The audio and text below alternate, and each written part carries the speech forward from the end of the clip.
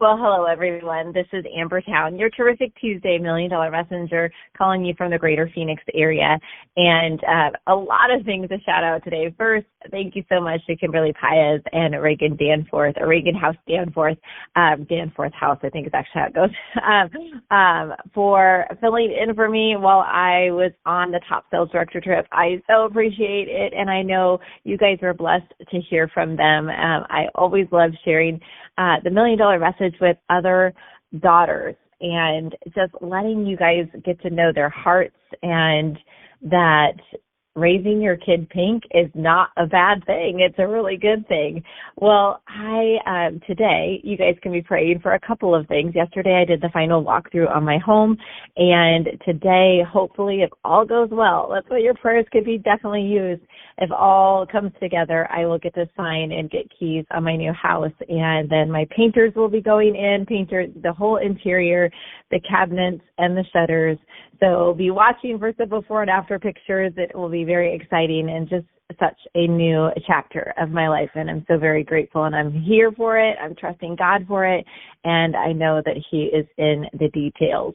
Well, if you follow me on social media at all, you might have seen I had plans on Sunday to be at the Charlie Kirk Memorial, and that was disrupted with a visit to the ER. And sometimes our life doesn't go as planned, right? It doesn't always go exactly like we want to, but it is always His plan.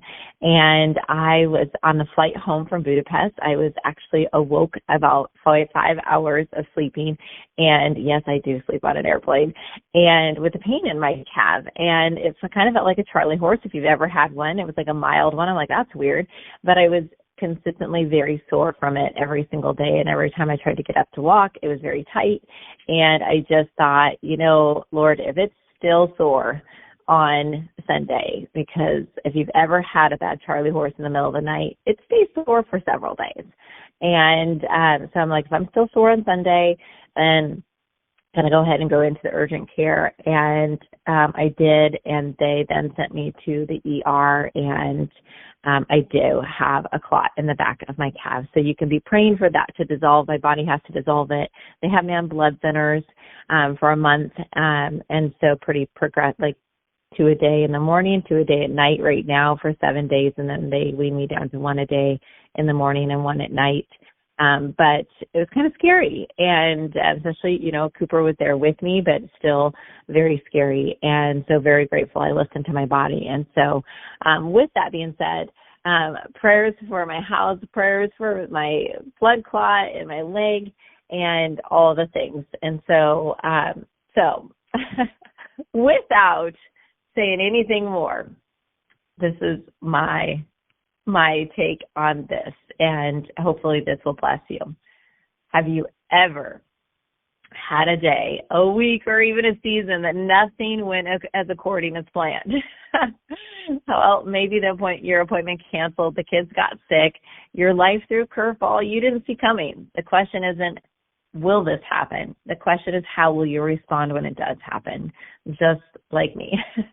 Well, I want to give you some keys as I walked through this week, last week and this week, just weren't as planned with all the things that had to happen for the closing of the house. And I didn't get to work in my normal routine, which I like to come back from a trip and get right into.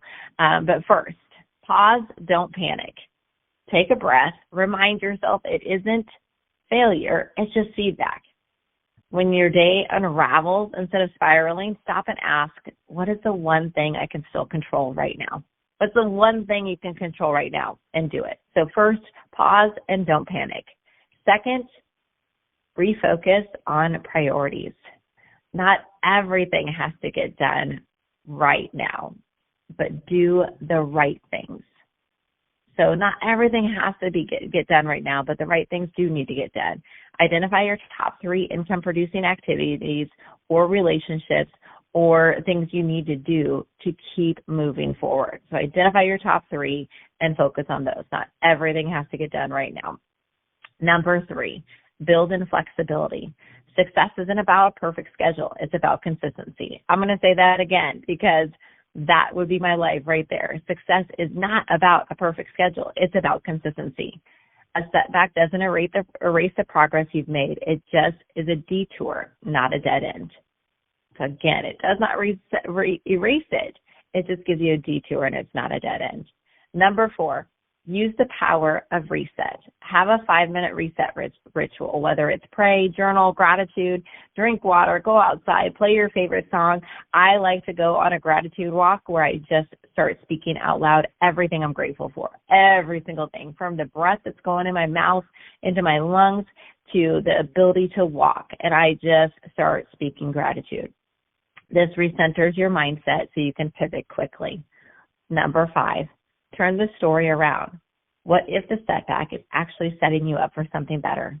Sometimes God rearranges my plans. I'm sure he does you too, because he's protecting me or positioning me. Sometimes God will rearrange your plans to protect you or position you.